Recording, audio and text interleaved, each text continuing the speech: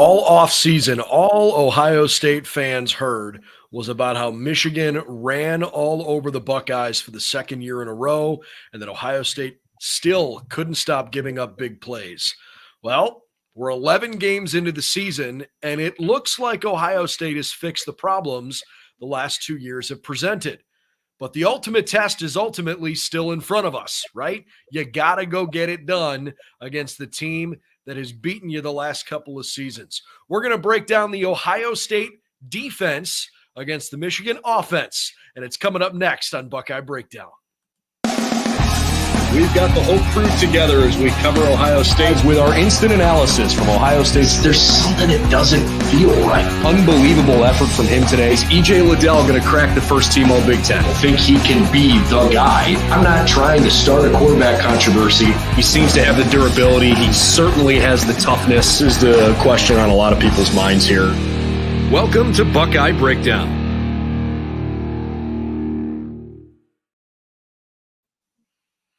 Well, hi, everybody, and welcome back to Buckeye Breakdown. I'm Brendan Gulick alongside Anthony Moeglin. Glad to be with you for the second time today. As a matter of fact, we're condensing some of our preview coverage because of the Thanksgiving holiday. Talked earlier this morning about an Ohio State offensive attack against Michigan's defense and how the Buckeyes might be able to get it done on Saturday when they've got the football, and that is available for you over on our YouTube channel if you're interested. But this time we're talking about the other side of the football. And frankly, Anthony, this is kind of the matchup that I think most people are looking forward to when they see this game. It's okay, I've seen the numbers on paper, Ohio State. It looks like things are a lot better. And Michigan, I've seen what you've done this year. You don't have quite the same offensive line you had last year, but they've certainly still been good enough. And you still have two guys in the backfield that have gotten it done against the Buckeyes the last couple years. So can you figure out a way to flip the script if you're an Ohio State fan on Saturday? Why don't we just start with that simple question? What do you think? It's really, really exciting because this is what it's all been for, right? You cut out the big plays early in the year, and it's everything we've ever talked about. And you go back and watch last year's tape, and you're like, so close, but you actually played a solid game minus 4 or 5 plays, and that was the name of the game and the story that unfolded in Columbus last year. So everything's on the table now, and it's going to be really exciting. And just from our perspective, covering this team, watching every single game, kind of detailing it every week, like it feels like they got the defense to do it, and you don't see many cracks in this Ohio State defense that this Michigan team, especially with where they're at right now, can take advantage of. I just don't see it, and that makes me really excited when this Buckeye defense is on the field. So let's try to be as fair as we can about this, right? The biggest knock on Michigan this year is that they haven't played anybody, right? And are we only saying that because they had a soft non-conference schedule? Maybe that's part of it. They played East Carolina, UNLV, and Bowling Green before they got into the Big Ten. Ohio State played 2 poor teams and Notre Dame. So everybody thinks, oh, well, they've played somebody. Well, it's like, I mean, yeah, they have, but it's one different game. And so I think the extremes on both sides of the argument probably are a little out of proportion. Michigan is largely as good as you'd expect them to be over the course of an 11-game season. And Ohio State has also proven time and time again, and many times in different ways than they did last year, that they are an improved team from where they were a year ago. So that's what's part of the fun, getting ready for a moment like this. I think when you look specifically at this game, you have to be really detailed on matchups and personnel, because all the other stuff doesn't matter. It's fluff. It's fun to talk about, but it's irrelevant when you're talking about this game this weekend. And I think Ohio State's defensive line has played far better this year than they have last year. And I think Michigan's offensive line is still excellent, although maybe not quite Joe Moore level award-winning good. They are a semifinalist for that award this year. I'm not so sure they're going to win it. But this game will be won and lost at the line of scrimmage without a sliver of a doubt. Yeah, no question. And that's on both sides of the ball, but specifically on this one. And, one thing that comes to mind when you're looking at this Michigan team, at least in my opinion, is, think back to our perspective, covering this Ohio State team against Indiana and against Western Kentucky and Youngstown State. Remember, like, the offense was a little clunky, and then all year long it just started to get better and better and better. And then these last 2 weeks, it's like, okay, you look great against Michigan State and you looked pretty darn good against Minnesota. Some things to correct, but it felt like this offense has been getting better. And, when you look at this Michigan team, it almost feels like it's going the other direction. And I'm curious to get kind of your perspective on that, because they come out hot. And I remember looking at scores and just seeing it from afar, like, holy cow, they're averaging 50 points a game. Like, if this offense can match their defense, that makes a really, really good team. But over the past 4 or 5 weeks, even, it's seeming to go downhill. Yes, they played Penn State a couple weeks ago, but this offense doesn't look good. And, from what you've seen, it's been primarily running the football the last 2 weeks. Like, you think back to the Michigan State game. So, that's a thought that comes to mind. Is is this offense, not getting worse, or have they just met a little bit different competition? It's an interesting thought, going into this game, especially. I would say that their toughest 2 games were the last 2 weeks. Obviously, Penn State, it is a part of that equation. But to me, Maryland is I'm not 100% convinced that Iowa is better than Maryland. Yeah. The 4 best teams in the Big Ten might be Ohio State and Michigan 1 and 2, however you want to put them. Penn State 3, and in my opinion, maybe Maryland 4. And I don't know that everybody would share that. I know Iowa's defense has been terrific. I know their special teams have been awesome. Offensively, they suck. They cannot score. They've been terrible. Maryland's pretty darn competitive. So I look at the way Maryland played Michigan in the second half last week. Maybe the Wolverines pulled back a little bit, given they knew what was coming after having a big lead early on. But they kind of pushed them to the brink there. And offensively, Maryland scored more points than Michigan did. The Wolverines won that game because of what they did on defense and special teams. So I don't know if it's totally fair to say that Michigan is tapering off a little or falling back to the pack a little, because the last couple of weeks they haven't looked quite as dominating. Their schedule in the middle of the year, I'm looking at it. At Nebraska, Nebraska's not very good. We just saw, as Ohio State fans, you just saw Minnesota last week. The Gophers are not very good. Indiana, I think Ohio State's season opening matchup against Indiana shouldn't be your barometer of, is Indiana a good team or not, because Ohio State was working 3 new offensive linemen in and starting a quarterback who was young and looking for reps. It was a good win for the Bucs. They played great defense. It wasn't a terrific offensive game, but it was fine. But I think we've seen Indiana over the course of the year is not very good. And I'm sorry, Michigan State is terrible right now. Real quick, other than throwing Northwestern into that mix, those might be the 4 of the 5 plus Northwestern of the worst teams in the Big Ten, and Michigan played them consecutively, and they beat them 45-7, 52-10, 52-7, and 49-0. Well, they are obviously one of the top 10 teams in the country, probably a top 5 team in the country. The CFP committee currently has Michigan at 3. I kind of expect them to bludgeon those teams, but I wanted to see how they played against Purdue after all of the scandal stuff started to come to light, and they took care of business when they played Purdue at home. And then obviously the last 2 weeks on the road have been in tighter games, but I think they've played better competition. So I'm not really buying into Michigan as falling back so much as that their schedule is starting to finally show, some tougher teams. And I would even add too, you even go back to a year ago, before they played Ohio State, Illinois, remember they had to hit that walk-off field goal to beat Illinois. Yeah. And it was like, holy cow, Ohio State's going to thump these guys. And it's like, you just don't know kind of what's going on in their program. Like, are they just like specifically gearing up for Ohio State, like overlooking these guys? Not saying they are, but you never know how that all factors in. But, that's one of those things, man. And this offense it's almost like that's like they're in 2007. It's going to be I formation.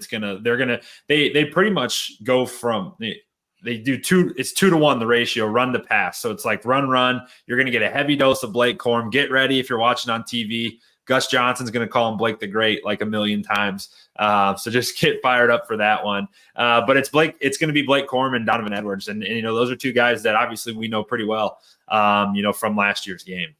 So, Doug just dropped in a comment there saying Anthony nailed it. We are ascending and Michigan is descending on offense. I wholeheartedly agree. Ohio State is peaking right now offensively. They look really good and as healthy and effective and explosive as they've looked all year. That's great. I just don't know if I'm totally on board with Michigan is descending, in part because they literally ran the ball 32 times in a row against Penn State, and the Nittany Lions couldn't stop them, right? Like, I don't need to look at an offense and be like, they're not so good because, they weren't taking huge chunks down the field. Like, they literally ran the ball 32 times in a row, and Penn State couldn't stop them. What more do you want to like mentally destroy your opposition than that? So I'm not really sure I'm buying that. Now, I will say that against Maryland last week, I thought Michigan's offensive line was okay. They weren't great. They are not playing as well as Michigan probably would like them to be playing this time of year. And so when I think about what it's going to take for Ohio State to beat Michigan this weekend, in my opinion, Ohio State's defensive line is the focal point. They have to dominate the line of scrimmage. And especially Tyleik Williams and some combination of Ty Hamilton and Mike Hall.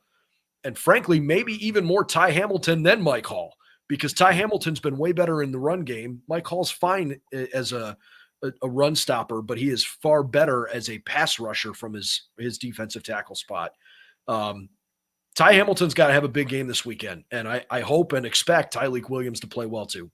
And I think that it's even more important because we talked this morning. By the way, love doing 2 shows a day. I didn't comment on that, but a double dip, if you will. But we talked this morning on just how this game I kind of feel like it's going to go. Like, I think Ohio State has solved that big play problem that they had last year. So I think this is going to be more of like one of those hard-nosed games, kind of final score in the mid-20s.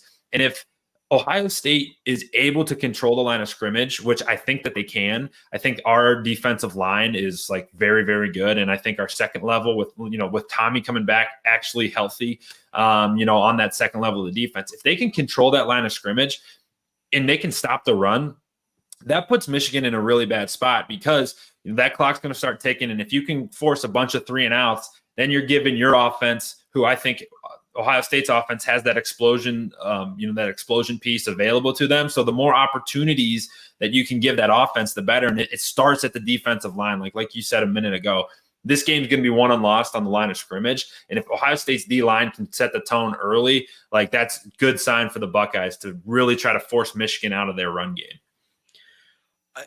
Given all the film you've watched and all of the time you've spent studying Ohio State's defense this year, I think there's a lot of people paying attention to the absence of Lathan Ransom. He's not going to play. He's out for an indeterminate amount of time, but he is not going to play this weekend. And if Ohio State plays in the Big Ten championship game, it sounds like Lathan Ransom would not be available for that game either. And so it moves Sonny Styles into Lathan Ransom's spot and gives Jordan Hancock continued, increased playing time where Sonny and Jordan were kind of trading off.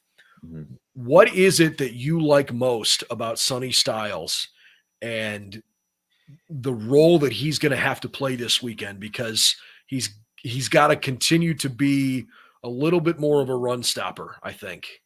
Yeah, and I think he's proven that he can do that. I don't remember thinking back earlier in the year. It may have been week 2, 3, or 4, whatever it was, but there was a cool picture you and I looked at of where he lined up, and majority of it was underneath 10 yards. Like whether that he was a safety and rolled down, whatever it be. So it feels like he's going to be comfortable in those positions, in that linebacker role, if you will. And I've said it 100 times, like he's got the build of exactly what you want, and somebody that is a problem and a thorn in the side for a team that's so one-dimensional like this. Because if you get him in the box and like make him he becomes a part of the run game and the run defense, like he's an impossible guy to block if he's playing well, and he's a freak, man, and he can get after running backs and chase them down, and he matches their speed.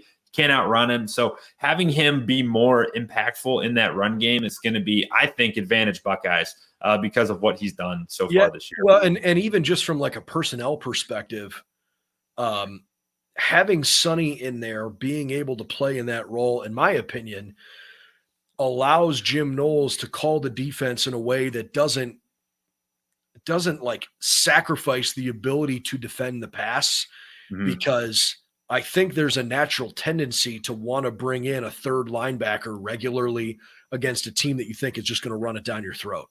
And you want to have, you'd love to have Cody Simon, Tommy Eichenberg, Steele Chambers all playing linebacker at the same time. And maybe there are some instances this week where that happens if the Buckeyes come out of nickel. But when you have an enforcer like Sonny Styles, obviously it was Lathan's position before he got hurt, but if Sonny can fill that void and play in coverage, if Michigan shows a look that makes you think they're going to run it and then they decide to pass, I feel like you don't lose as much, where maybe you would feel like you lost a step if you've got Cody Simon in coverage instead of Styles. It's such a good point, because that's all predicated off of personnel grouping. So like when a team is dictating the tempo of the game and they're dictating personnel, that means like, okay, Michigan finds an advantage with, having 3 tight ends in or having 1 tight end in. But with that, because you're having to sub guys in and out, you're having to bring 3 linebackers in or try to match. With the way that Michigan runs their offense, like 2 of their top 4 receivers are their tight ends. With Colson Loveland and AJ Barner, like they're going to throw them the football and they're going to be on the field a lot. So that's having 2 tight ends on the field, and that can create some mismatches either on the outsides or inside, wherever it may be. But a guy like Sonny, can destroy that and can allow Ohio State then to dictate personnel, because they don't have to match. And if you can have Sonny Styles be one of those chess pieces that you move in the back end, you move up to the front, that's something that really could mess with Michigan's side of things, where it's like, hey, we don't have this advantage that we're used to having, and it makes them have to adjust. So that could be something to keep your eye on too. Michigan's averaging 400 yards of offense per game this year. It's 53rd in the country. They are 49th nationally in rushing offense at 171 a game, and they are 63rd nationally in passing offense at 229 per contest. But the reason that they have played so well has everything to do with their defense. They are first in total defense. Second in passing yards allowed, third in pass efficiency defense. They lead the country in scoring defense. They are third in turnover margin, fourth on third down percentage, ninth on fourth down percentage. I mean, some of these numbers are just ridiculous. Tied for second in red zone defense. They lead the nation in fewest first downs, fewest penalties, and fewest penalty yards per game. And they're 12th in time of possession. So statistically, they have certainly done a good job on that side of the ball. And I think that's why we spent so much time earlier talking about what Ohio State needs to do. I don't think Michigan has seen an offense anything close to what Ohio State's got, even though Ohio State's offense this year is not as explosive as it was last year. Penn State's the closest thing that Michigan has seen to it. And I mean, Ohio State eviscerated the Nittany Lions. No question. And one of the biggest things is that this team plays so well together. Like the football they play it's very complimentary. It's very annoying to watch at times because they lean on special teams. They have great special teams, and that's going to be a factor on Saturday. And it's just like the offense marries the defense well. They're both like old school. Like, we're going to just run it. We'll punt it a bunch of times, and then we'll just keep owning the field position battle. And then all of a sudden we'll punch one in, and we'll just stay attached to you as long as you can, because that's just kind of, they play this complementary style of football that they've actually become very good at. Yeah. I think when I am contemplating what I'm most nervous about as an Ohio State fan this weekend, it might be special teams. Yeah. Ohio State special teams hasn't been great.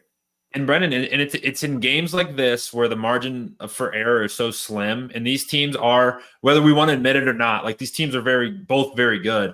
And when the offense and defenses are matched up and they're playing really well, special teams could be the deciding factor. Whether that, like last week, is a blocked punt or a good punt return or whatever it is, like those little yards and those little plays can definitely make a factor. All right, we haven't really talked JJ McCarthy much yet. Yeah. I think he's good. I don't know that I think he is elite. But I don't think Ohio State has seen another quarterback this year quite with his skill set.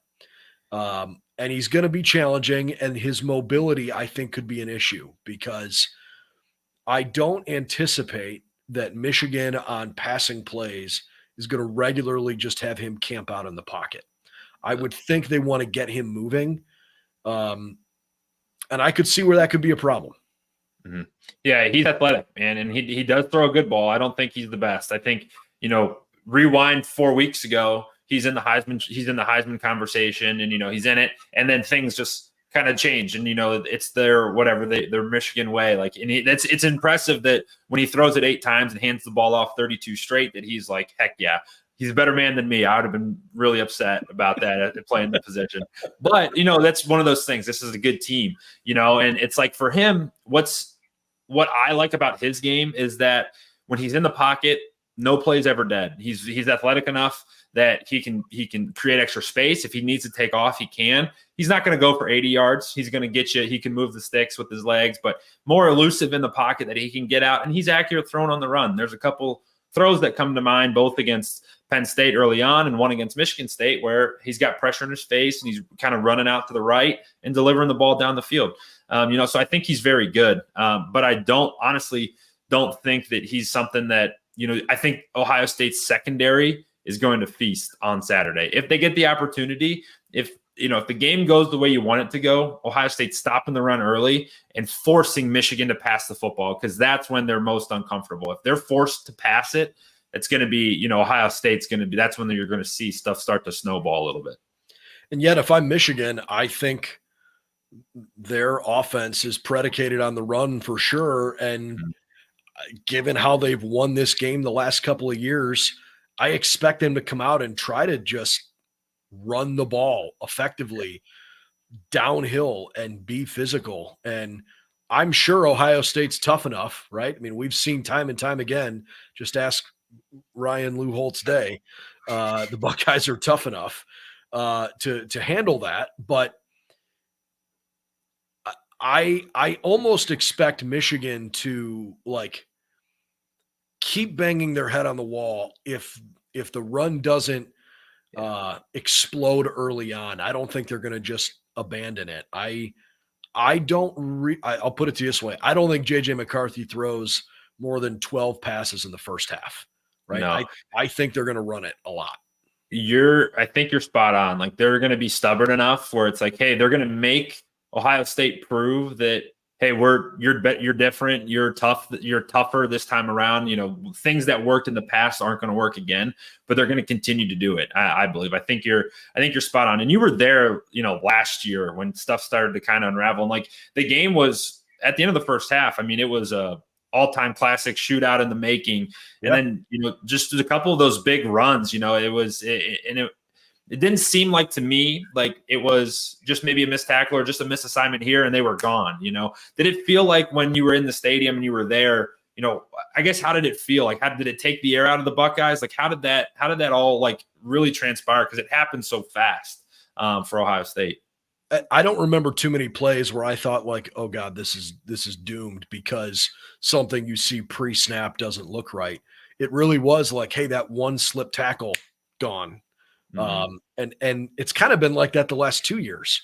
It's Michigan's total rushing yards in the game are maybe a bit exaggerated because of some of the bigger plays. It's not like every time they touch the ball, they were running for 6 or 7 yards a pop. I think Ohio State has to just focus on tackling. I mean, as dumb as that sounds, like you can't miss tackles. And in a game where everything rides on what feels like every single play, you have to wrap up. And to Ohio State's credit, they've done a pretty good job of tackling this year. So I'm not overly concerned about that. But I mean, you can see how that kind of thing changes a game so quickly. And you think too, some of those big pass plays too come off of play action and stuff like that. You just feel so comfortable with where even when Denzel Burke was talking to the media on Monday or Tuesday, just his response to everything and the fact that obviously we've been talking about it since day one, but the big plays have been a part of this program since last year, since the end of this game last year, like stopping those and having punishments during practice and all sorts of different stuff, whether it be push-ups or gassers or whatnot. But like that's in the back of their mind. So it's like some of those plays last year, you go back and look, there's not a guy within 15, 20 yards of a receiver. I don't think that's definitely not going to be the case on Saturday. And that makes you think for Michigan, you got to sustain drives now. And that's going to be a tough deal to do against this Buckeye defense. All right, let's wrap with the Michigan offensive line. Really talented, but again, I don't think they're playing quite as well as they were at this time each of the last 2 years. Are there cracks in that line that you think Ohio State may be able to take advantage of?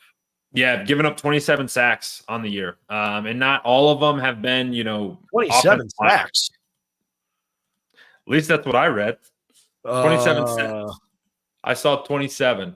Michigan has a lot. Maybe that's how many sacks they've accumulated. Oh, Michigan, I've got it in front of me. Michigan has allowed.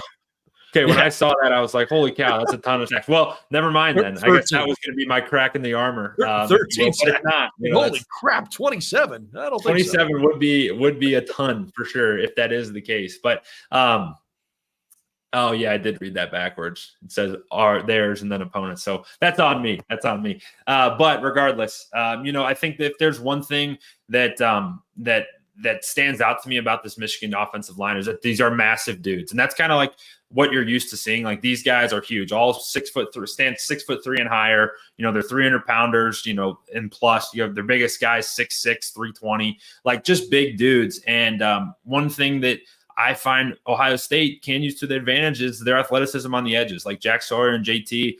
You can use that athleticism that if they are able to stop the run and this becomes a passing game, dude. I mean, that's when Ohio State can really start to turn this thing, flip it on its head, because I think our athleticism on that defensive line can really cause problems for this huge unit that Michigan has. I mean, look, Jack Sawyer played his best game as a Buckeye for sure last week against Minnesota. And we've certainly seen instances where JT Tuimoloau can just flat out take over a game. So I'm never concerned about the way those guys play. But I just keep going back to the interior. You need Ty Hamilton and Mike Hall and Tyleik Williams to eat up offensive linemen, like eat up blocks. You cannot let Michigan get their offensive linemen to the second level and start getting a body on Tommy Eichenberg, especially if they're going to run some sort of power concept, or if they pull a guard or whatever. That is not going to work if you're Ohio State defensively. You have got to play really tough on the line of scrimmage. And we've seen a lot of instances this year where the Buckeyes have gotten that done. I'm not saying they can't do it, but I think Ohio State is going to have a tough time winning this game if their defensive line doesn't play well. And I would add to that too, like there's a lot of Buckeyes that were in that game last year, and you've heard them talk about it, and it's obviously been on their mind. But there's also a lot of Wolverines that were in that game too. You think about some of their big players on offense; they were pretty much all back. Like J.J. McCarthy back, Blake Corum back, Donovan Edwards back. Like their receivers are all back. Colson Loveland back. Like all those are big play guys that they used and that were in the game last year. So they believe that they have what it takes to take this team down, and they're going to have the big play threat. If like you said, if Ohio State's defensive line can't eat up blocks, You get Edwards and you get Corum going north and south. Those dudes are good. Those dudes are good now. So it's a big game. I love your thoughts on, hey, it starts with those interior guys. Like those guys need to have the best game of their lives to free up everything on the backside. We'll continue our conversation on Friday as we keep our preview and prediction show coming on Fridays before the Buckeyes take the field on Saturday. But I think we're going to wrap here on our individual breakdown of this side of the football and hope that folks will enjoy this content over the next 48 hours, because tomorrow we're going to spend some time with our families on Thanksgiving. We hope you do the same thing too. So happy Thanksgiving. Before we go, Brennan, your favorite Thanksgiving food, what is it? I'm kind of a mashed potatoes guy. I always have. Yeah. I put a slob of mashed potatoes, one big scoop, and then I mix everything into it. Man, oh man. That's what I'm dreaming. I'm thinking about. I haven't eaten all day today. I got one tonight, one tomorrow, one Friday. So, hey, we got a lot of eating to do over the next couple of days. Stretchy pants for you, huh? That's right. That's right. Oh, fair enough. I've always liked turkey. I know some people are like, I don't want to do something different. I'm not a turkey guy. I love turkey. Give me turkey, really good gravy, and mashed potatoes, and the rest of it, like, it's fine. Whatever. I'll eat a salad a different day. Yeah, salads are for the other 364. I'm gonna fill my mouth with stuffing and mashed potatoes for the next couple of days, which I'm excited about. Awesome. Well, happy Thanksgiving, and I hope everyone that's watching is looking forward to enjoying the weekend as well. And obviously, there's a lot of fun football coming up on Saturday, but in the meantime, appreciate your support here on Buckeyes Now. BuckeyesNow.com, your written home for everything you want about Ohio State. So join us over there, and certainly would appreciate it if you'd subscribe to the YouTube channel as well. For Anthony Moeglin, I'm Brendan Gulick. We'll see you on Friday as the Buckeyes and Wolverines get ready for the game.